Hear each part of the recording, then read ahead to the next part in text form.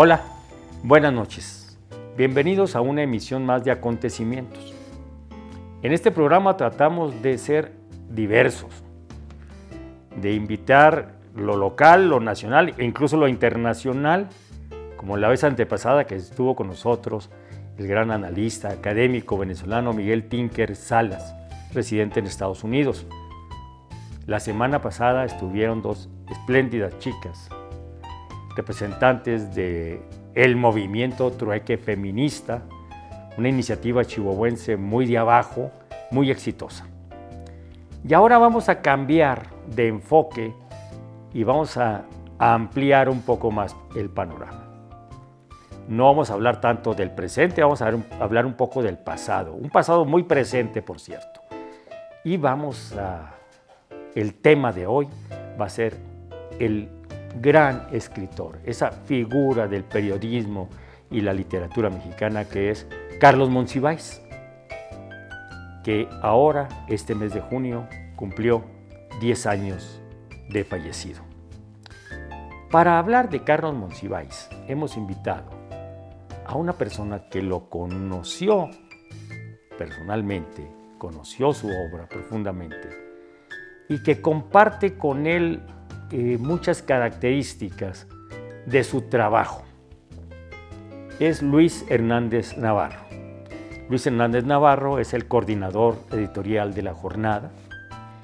Es un activista social, ha sido activista del movimiento obrero, de los fundadores de la Coordinadora Nacional de Trabajadores de la Educación, de la CENTE, activista cercano a los movimientos de campesinos cafetaleros, de los campesinos organizados en torno a la UNORCA, siempre muy cercano al movimiento magisterial, luego asesor cercano al movimiento zapatista,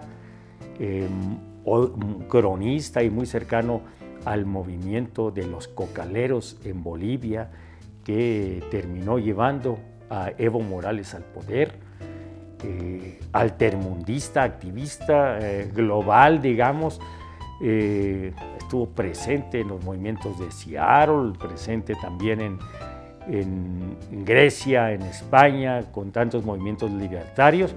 Además de escribir semanalmente en La Jornada, Luis Hernández Navarro ha escrito varios libros sobre los movimientos, sobre la defensa del territorio, contra las mineras, contra las presas, sobre la defensa de las comunidades indígenas.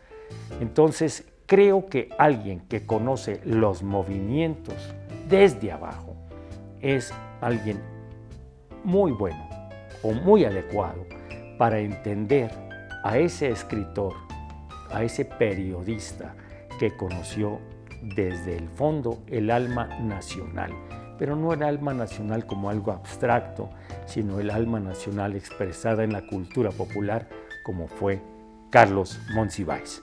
Entonces, hoy tendremos el gusto de tener como huésped de Acontecimientos a Luis Hernández Navarro, hablándonos de Carlos Monsiváis. Bueno, pues buenas noches. Como les decía ahorita, tenemos un invitado de lujo esta noche. Mi amigo Luis Hernández Navarro. Él es coordinador editorial de La Jornada y así quiere que lo presentemos. Ya dije algunas de las cualidades de Luis. Miren, yo pienso que los movimientos sociales también son cultura. Y Luis Hernández Navarro es una de las personas que ha contribuido a que los movimientos sociales sean también cultura, porque han sido un gran protagonista, acompañante, crítico y cronista de varios movimientos. Yo lo conocí como uno de los fundadores de la Coordinadora Nacional de Trabajadores de la Educación, en calidad de tal de representante de la CENTE. Nos vimos en París en el lejano 1986, platicamos mucho. Después Luis fue importante en la fundación de la UNORCA, de la Unión Nacional de Organizaciones Regionales Campesinas Autónomas. Muy importante también en la fundación de la las organizaciones cafetaleras, la Alianza Nacional de Organizaciones Cafetaleras, fue, creo, de las personalidades destacadas invitadas por el Ejército Zapatista de Liberación Nacional a todos los diálogos por la paz en Chiapas, muy cercano al zapatismo, un intelectual realmente de izquierda, cercano al zapatismo, y de los movimientos no nada más nacionales, sino como cronista y yo diría aportante crítico. Ha estado cercano a Bolivia, a la Bolivia de Evo Morales, a Grecia, a España, a los movimientos libertarios de estas otras partes del mundo, Venezuela. Entonces, pero además, Luis nos ha regalado espléndidos artículos en la jornada, también sigue escribiendo en The Guardian, el viejo Sí, a topo, veces cuando se quiere. el viejo topo, o sea, tiene una beta riquísima de literatura, de periodismo. Tú me descubriste también a este magnífico reportero polaco, Kapuscinski. Richard Kapuczynski. Entonces, pero lo importante es cómo nos han narrado críticamente y al mismo tiempo de una manera muy literaria, periodística, a todos esos movimientos sociales. Y algo muy importante, Luis es un retratista, hablando en términos pictóricos, de personalidades en los movimientos sociales. Ayer, la semana pasada, nos presentaba un excelente retrato de un activista maya, yucateco, Pedro Uc, de muchas personas muy activas en la lucha magisterial, mujeres, de la lucha por los derechos humanos. Entonces es realmente muy rica lo que ha escrito Luis Hernández, tanto en periodismo como en libros. Y además tiene su programa semanal en el canal Rompevientos que se llama Contracorriente. Con Luis nos enlazamos con la corriente más libertaria de la izquierda en México. Además, incluso con antecedentes familiares en la corriente libertarias en España. Qué bueno, Luis, que hayas aceptado. Y precisamente te quise invitar porque la semana antepasada escribiste un excelente artículo sobre Carlos Monsiváis y luego, junto con otro amigo, Arturo Cano, reportero de La Jornada, en Rompeviento, en Contracorriente, realizaste un programa muy bonito sobre Carlos Monsiváis. Y creo que tú puedes decirnos mucho de Carlos Monsiváis, porque el Carlos Monsiváis es un cronista también desde la sociedad que se organiza. ¿Te acuerdas? A ustedes les consta que el libro, Crónicas de la Sociedad que se Organiza. ¿Cuál es para ti, Luis, la importancia de Carlos Monsiváis? Híjole, eso es como para una tesis de doctorado, ¿verdad? Primero que todo, muchas gracias por la invitación, Víctor. De todo eso que dices, yo resaltaría sobre todo que soy tu amigo, somos amigos ya desde hace muchos años, desde que en los 80s nos conocimos allí en Jalisco, cuando tú trabajabas en proyectos de educación popular.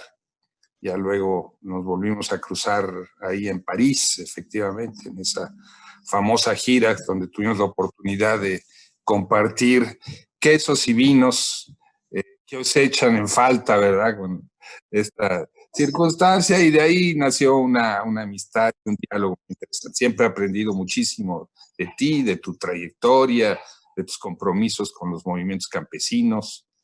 Entonces es un gusto estar en este diálogo contigo. Mira, Monsiváis pues es un gigante de la cultura mexicana, una figura de la que todavía no hacemos un balance y que estos 10 años de su partida pues pueden ser una buena oportunidad para avanzar en ese balance. En 2010, cuando él murió, Fue un año donde la parca se llevó a figuras excepcionales. El paisano de ustedes, Carlos Montemayor, ¿no? Un extraordinario escritor, la mejor novela de la guerrilla que se haya escrito en este país, Guerra en el Paraíso, sobre Lucio Cabañas y sobre suya, y los retratos que hace de Parral, de su tierra, son excepcionales, ¿no?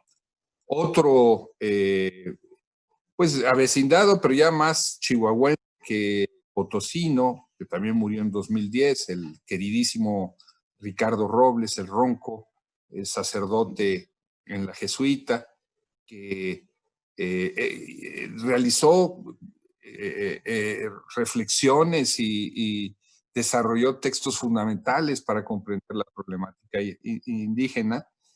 El ecuatoriano mexicano Bolívar Echeverría, muy amigo también de Monsiváis, ¿no? Esos cuatro se nos fueron en el 2010. Y luego, inmediatamente después vino la muerte de Saramago, también alrededor de esas fechas. Fue una terapia de choque, digamos, y creo que no hemos acabado de hacer el balance sobre esa reflexión. Pero Monsiváis, ¿qué fue?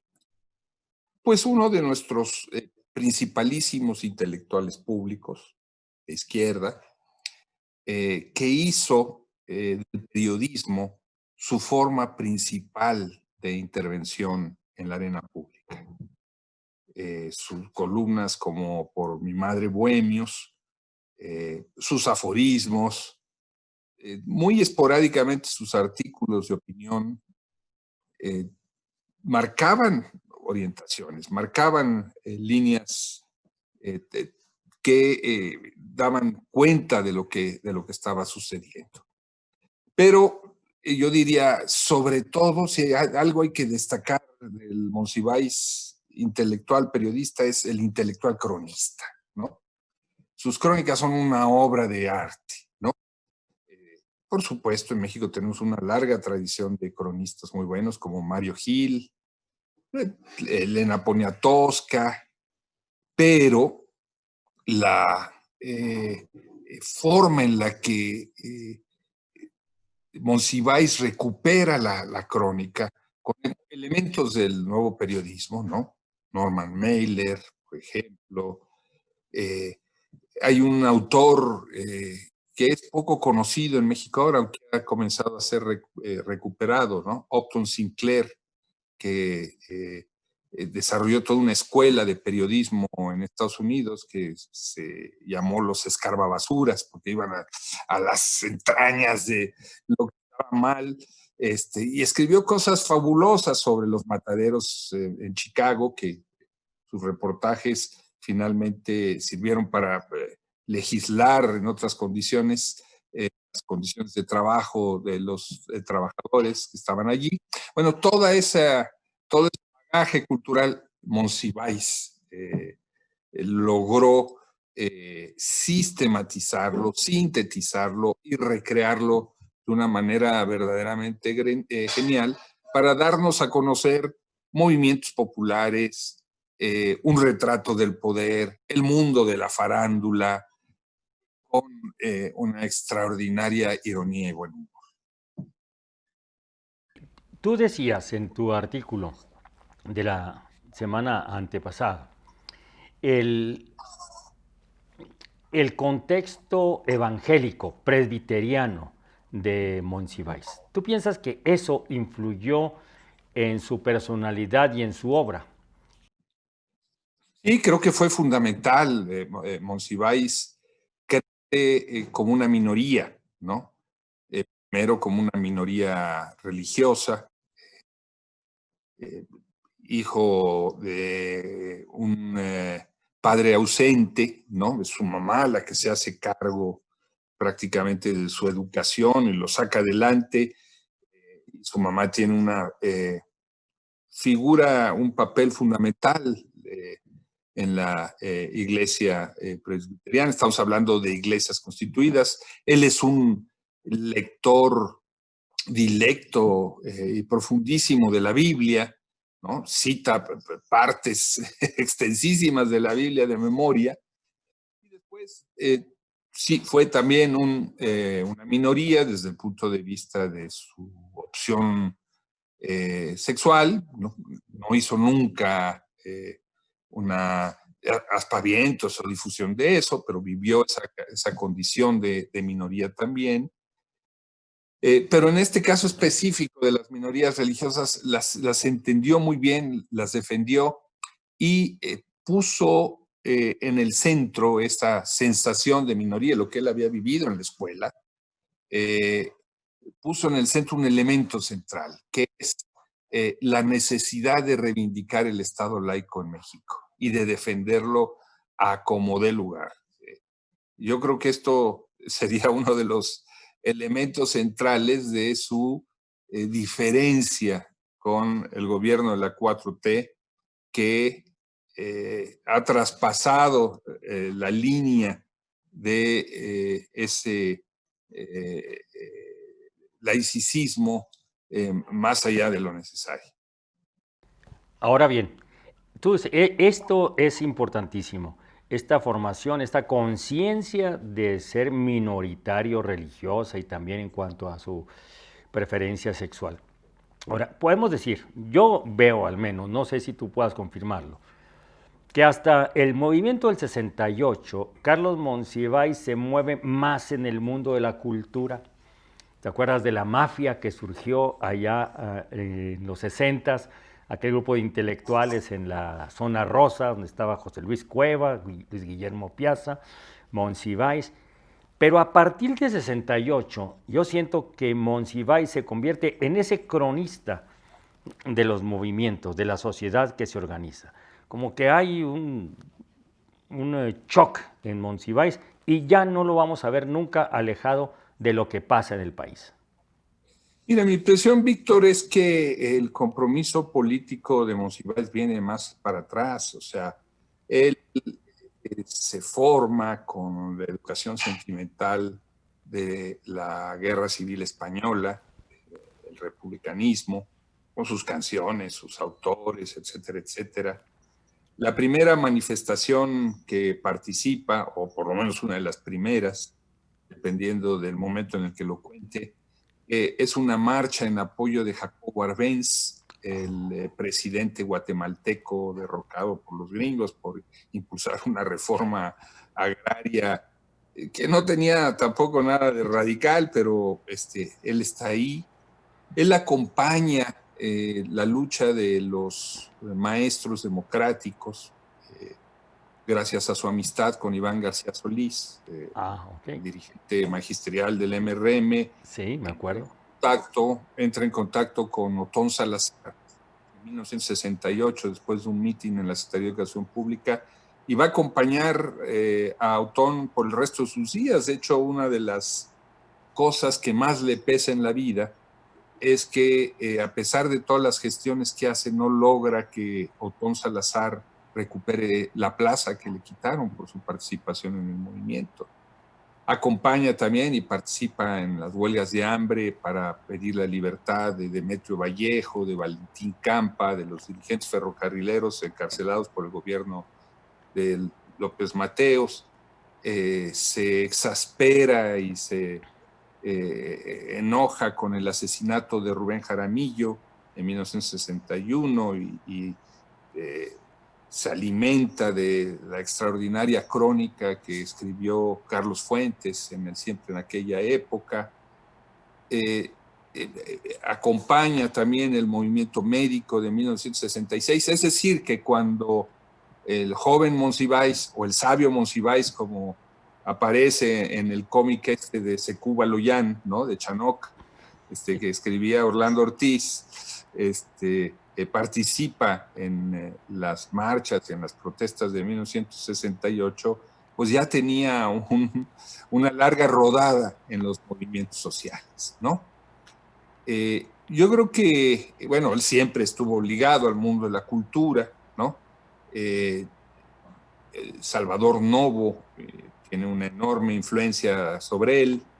De hecho, Monsiváis escribe un libro hermosísimo sobre Novo, yo creo que la mejor biografía que hay sobre él, se llama Lo marginal está en el centro, y construye una relación que va a ser fundamental para él en el mundo de la cultura, que es la relación con Fernando Benítez.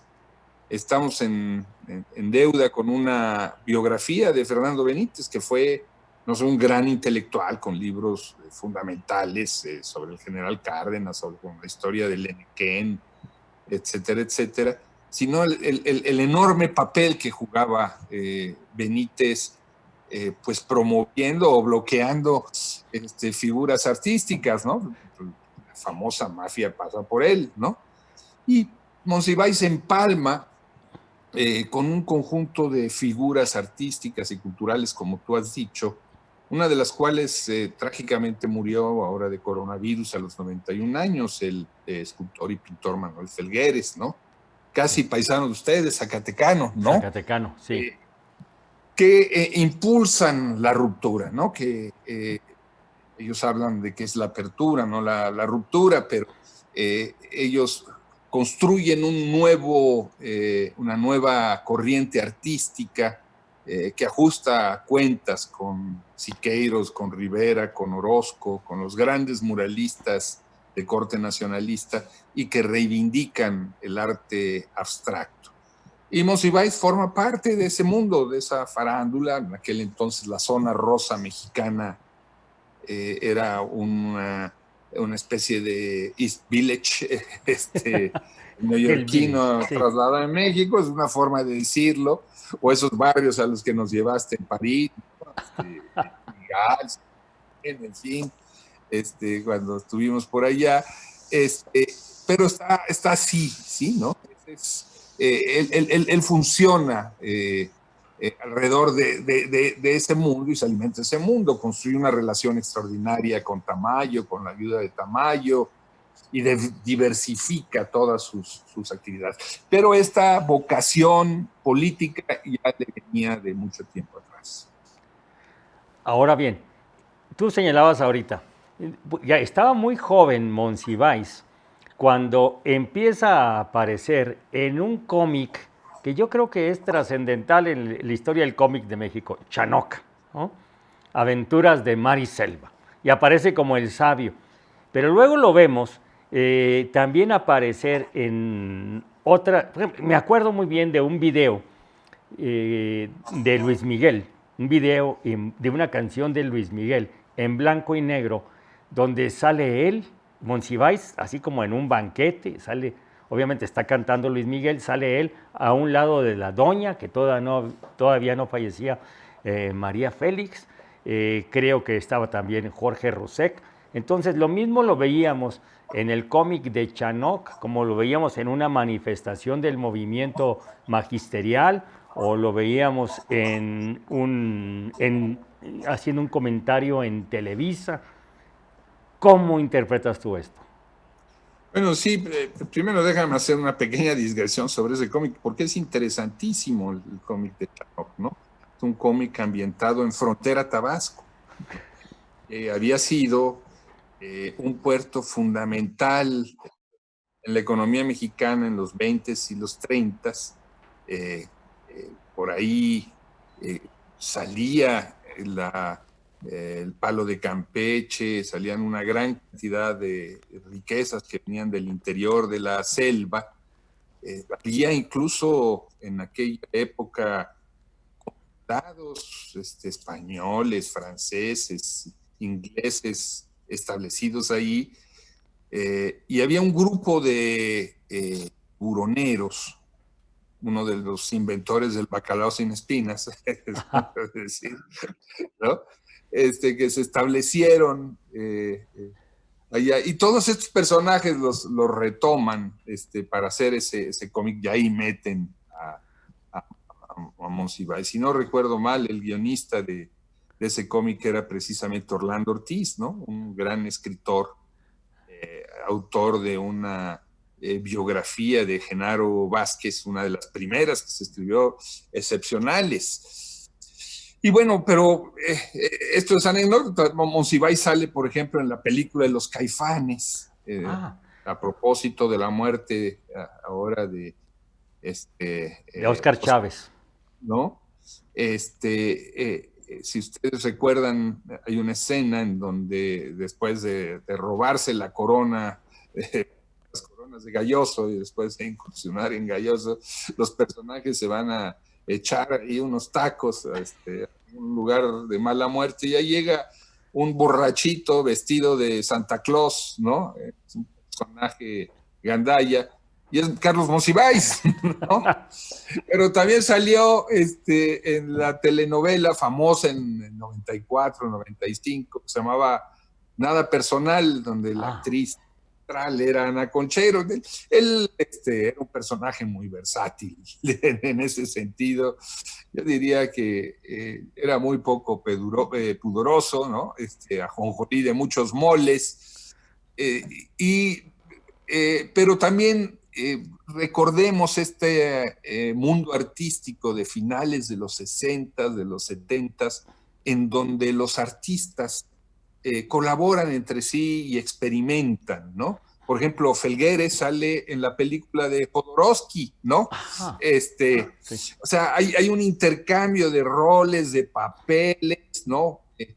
Juan García Ponce tiene una extraordinaria relación amistosa con Felgueres. En fin, hay este fenómeno de intercambio cultural y Monsiváis entra ahí. Y es como un fantasma en el sentido que es capaz de atravesar todas las paredes, ¿no? Uno de sus más grandes amigos, que habló por teléfono toda su vida, Carlos Ortiz Tejeda, me ha conversado en distintos momentos cómo él llevó a Monsiváis a conversar con José López Portillo, ahí a la Colina del Perro, ¿no? Con Javier García Paniagua o con el Meme Garza. O sea, la curiosidad de Monsiváis por conocer a todos esos personajes era infinita, era correspondida también por esos personajes, ¿no?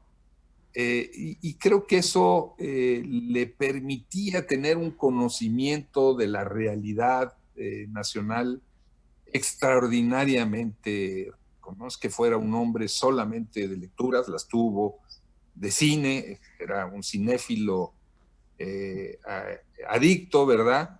Además su insomnio lo llevaba a ver largas horas de cine cuando no podía conciliar el sueño, ¿no?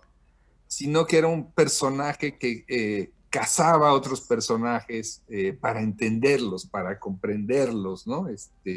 Y eso, con su prodigiosa memoria, pues construyó uno de esos cuadros enormes como los cuadros del siglo XVII y XVIII de batallas donde aparecen cientos de personajes en los lienzos. Bueno, el lienzo de la realidad monsivásiana era así.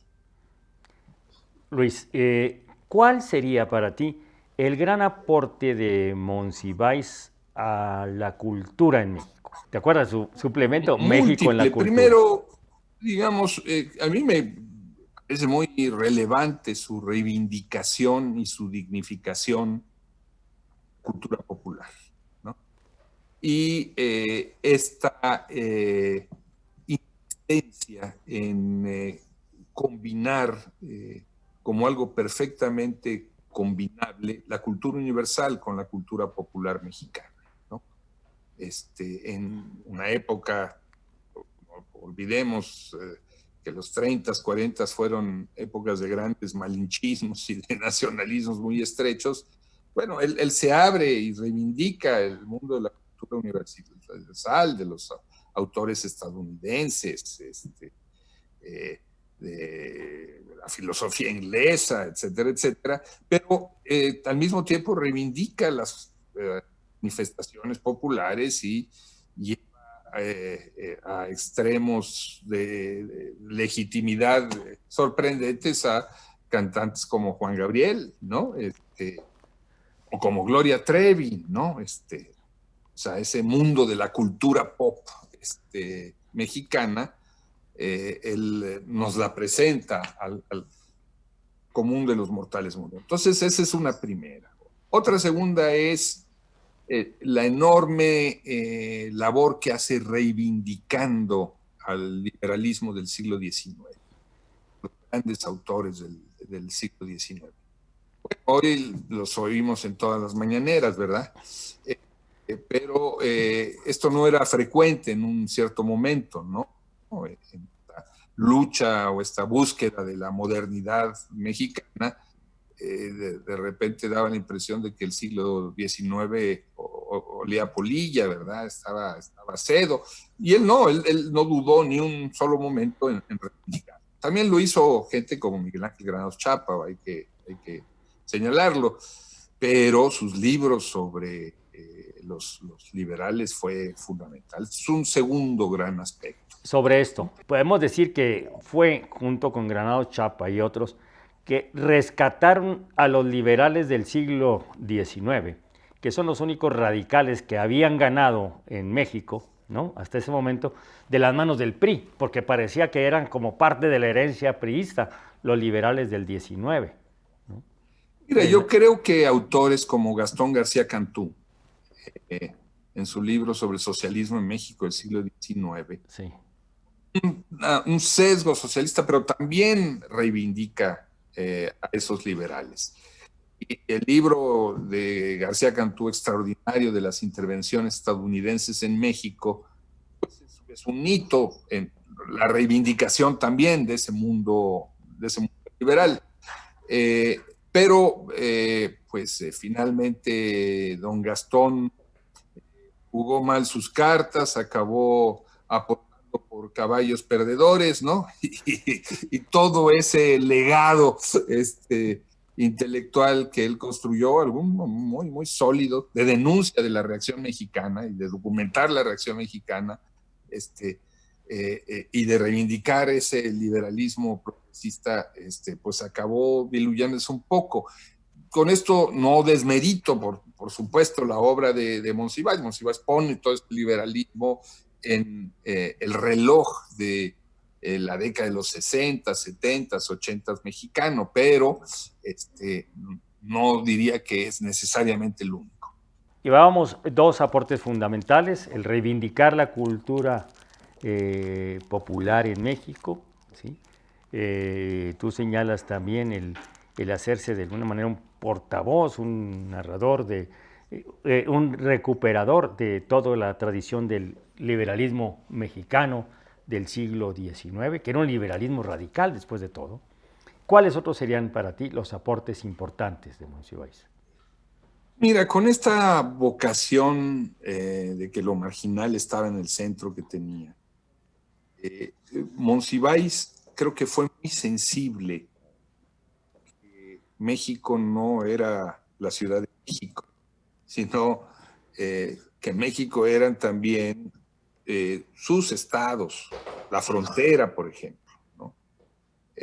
Su presencia en Tijuana, su misma presencia en Chihuahua, su deseo de comprender las expresiones de las culturas locales y ubicarlas como parte de una cultura nacional en pleno, ¿no? Fueron realmente muy, muy relevantes, ¿no? Él era, por supuesto, chilango, ¿no? No nació en la Portales, pero creció toda su vida en la Portales, ¿no?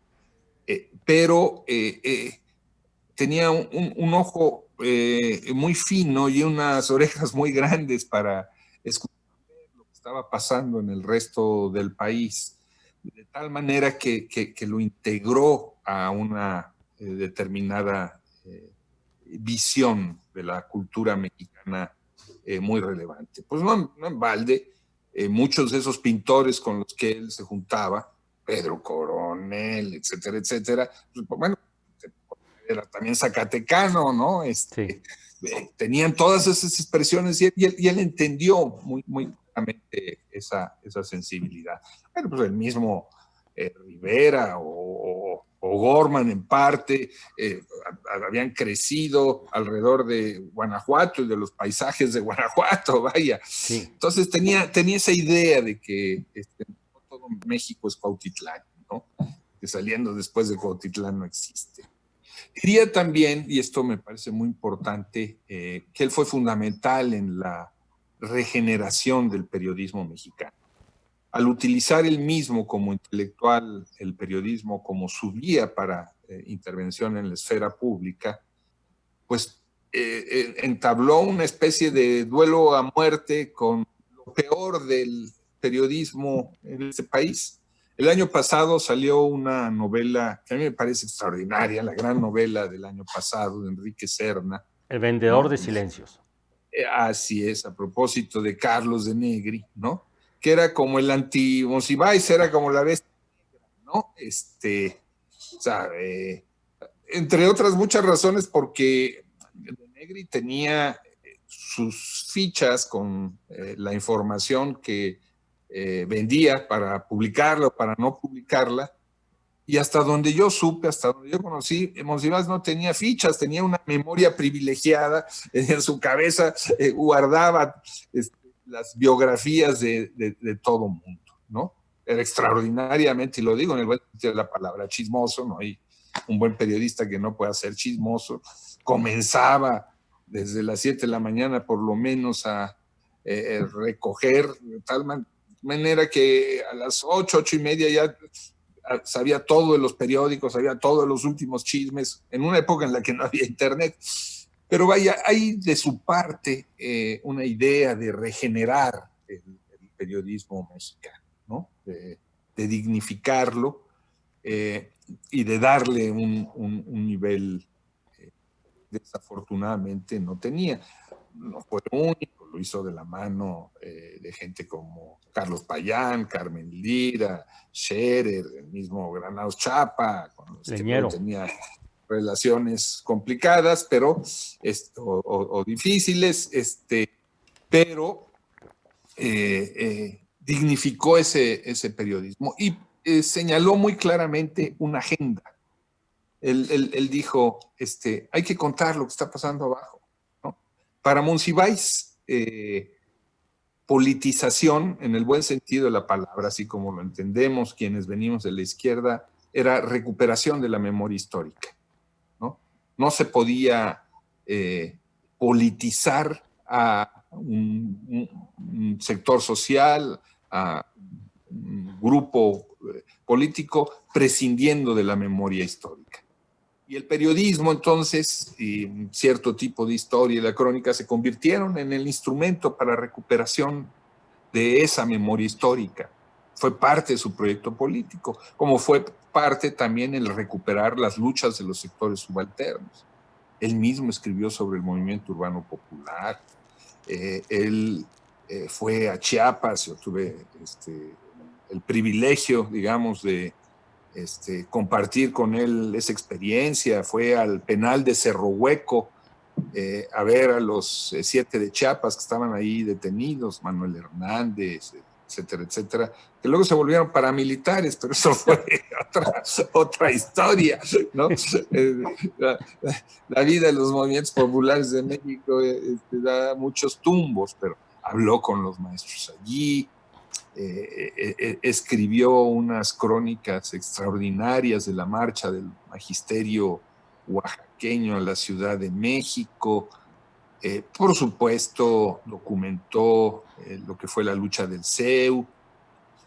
Y era muy curioso porque ante muchos de esos movimientos, al principio él tenía reservas, tenía desconfianzas, no es que se lanzara sobre de ellos de cabeza y los dignificara o los mitificara, no, al principio había muchas cosas que no le gustaban, pero tenía, o durante muchos años los tuvo, la sensibilidad para acercarse a ellos, escucharlos, reflexionar sobre ellos, y eso no lo hacían la gran mayoría de los escritores, ni muchos periodistas, algunos forzados por la necesidad de escribir la nota del día, pero él buscaba comprender sus causas profundas. Lo hizo con el zapatismo, por ejemplo, ¿no?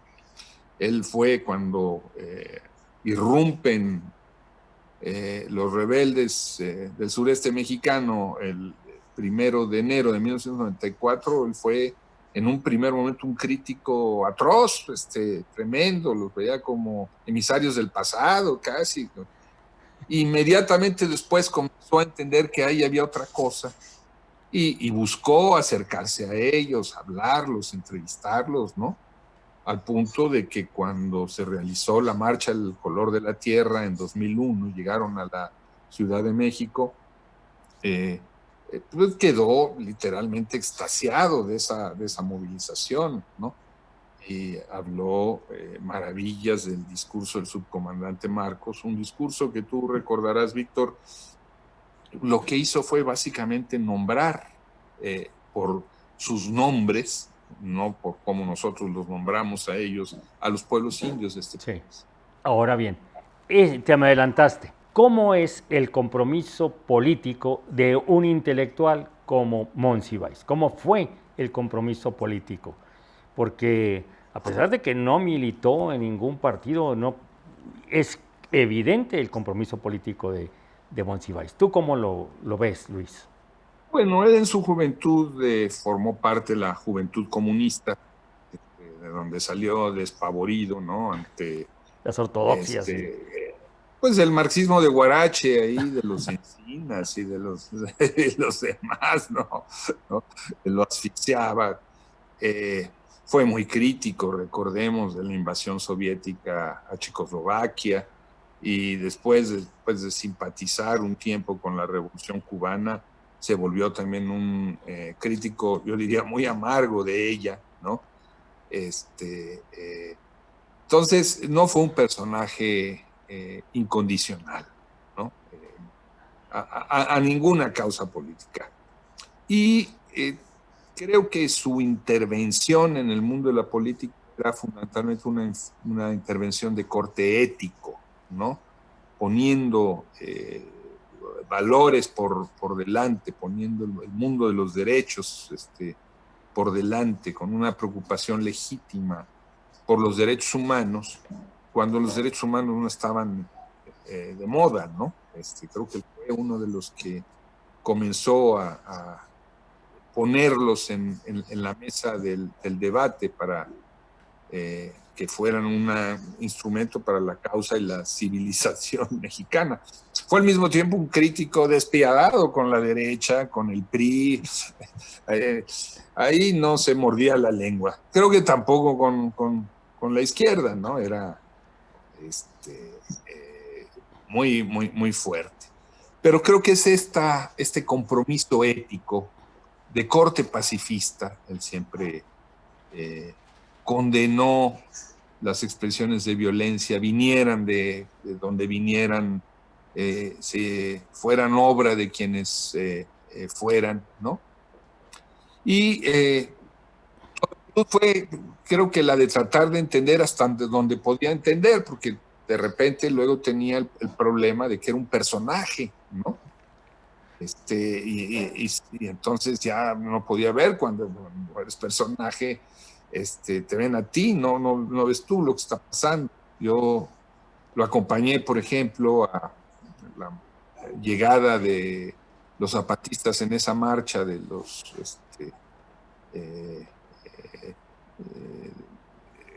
la marcha El Color de la Tierra a Cuernavaca. Y era impresionante porque el personaje era Monsiváis, todo el mundo se le acercaba, todo el mundo quería tomarse fotos con él. No era en una época de celulares, o sea, no todo el mundo traía las fotos, pero le pedían autógrafos, le hacían comentarios, le decían lo que tenía que decir, ¿no? Entonces, en esas circunstancias, pues acaba siendo muy difícil ver, ¿no? Pero eso es uno entre muchos otros. Te voy a contar una anécdota relacionada con eso.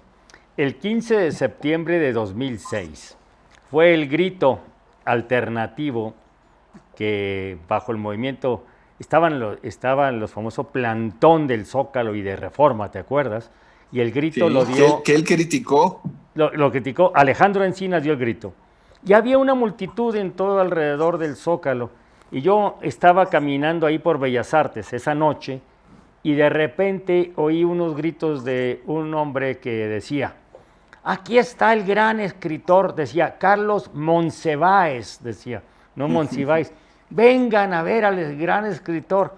Y el pobre tratando de hacerse chiquito, Monsiváis, iba yo pasando por ahí y me dijo, sálveme de este loco, por favor. Entonces me fui escoltándolo hasta el Sanborns de la Casa de los Azulejos, andaba él y un muchacho. O sea, estaba abrumado por el éxito, podríamos decir. La gente empezó a acercarse a él y el hombre seguía gritando, aquí está el gran escritor Carlos Monsiváis, decía. Y me dio una especie de ternura, como se acercó y sálveme de este loco. Creo que en ese sentido era víctima de su éxito, ¿no? Por supuesto, sí. Esa popularidad que él construyó, esa misma reivindicación de lo popular le permitía que muchos sectores sociales subalternos se sintieran identificados con él, ¿no? Lo sintieran como uno suyo que había tenido éxito y que era disponible, ¿no?